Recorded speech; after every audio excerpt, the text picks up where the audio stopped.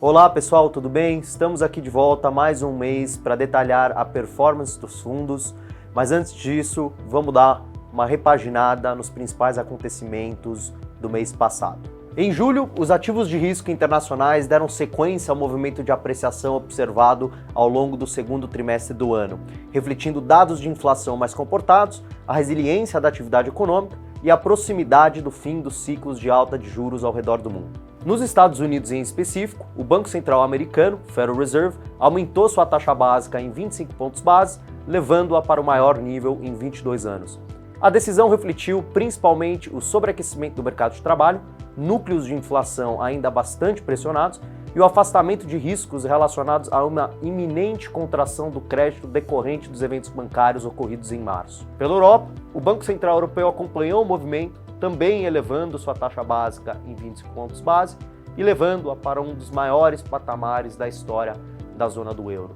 Naturalmente, sinais de que a inflação está se demonstrando mais persistente, principalmente em função da pressão dos salários, também motivaram a decisão. Ao contrário dos Estados Unidos, entretanto, a atividade econômica pelo continente europeu dá maiores sinais de acomodação. Na China, constantes decepções com a recuperação da economia foram parcialmente compensados por um discurso mais pró-crescimento por parte das principais autoridades do país. A cúpula do Partido Comunista reiterou a necessidade de implementar medidas para suavizar as pressões financeiras sobre as principais construtoras, promover alguns investimentos adicionais em infraestrutura e alavancar o consumo de bens duráveis entre as famílias chinesas. Estas decisões definitivamente vão na direção correta, mas continuamos acreditando que tendem a ser insuficientes para reverter por completo a recuperação inercial da economia chinesa, que ainda sofre com as sequelas deixadas pela crise imobiliária e pela política de zero Covid. De forma geral, seguimos céticos com relação ao cenário precificado pelos mercados internacionais. Entendemos que não existem sinais de uma recessão iminente, porém enxergamos riscos latentes relacionados a uma possível reaceleração da inflação devido à resiliência da atividade, ou até mesmo uma desaceleração mais acentuada da atividade econômica, em virtude da atuação das defasagens da política monetária e do constante aperto das condições de crédito. Pelo Brasil, os ativos de risco mantiveram a tendência positiva observada ao longo do segundo semestre do ano. O índice Bovespa apresentou valorização adicional, a taxa de câmbio continuou apreciando frente ao dólar e as taxas de juros futuras continuaram nos patamares mais baixos desde outubro do ano passado.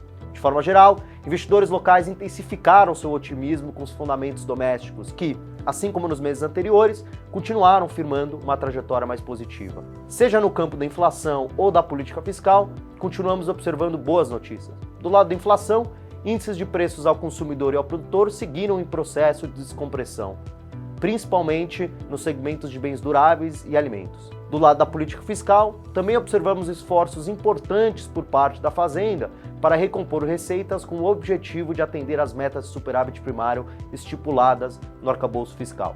Com isso, fundamentaram-se as bases para a redução da Selic, que ocorreu a um passo de 50 pontos base. Nossa expectativa é que a Selic encerre o ano em torno de 11,75, acompanhando a melhora dos indicadores de inflação, a desaceleração da atividade econômica e o contínuo processo de reancoragem das expectativas de inflação. Como temos enfatizado, a consistente melhora dos fundamentos locais segue sustentando uma visão mais construtiva para os ativos domésticos.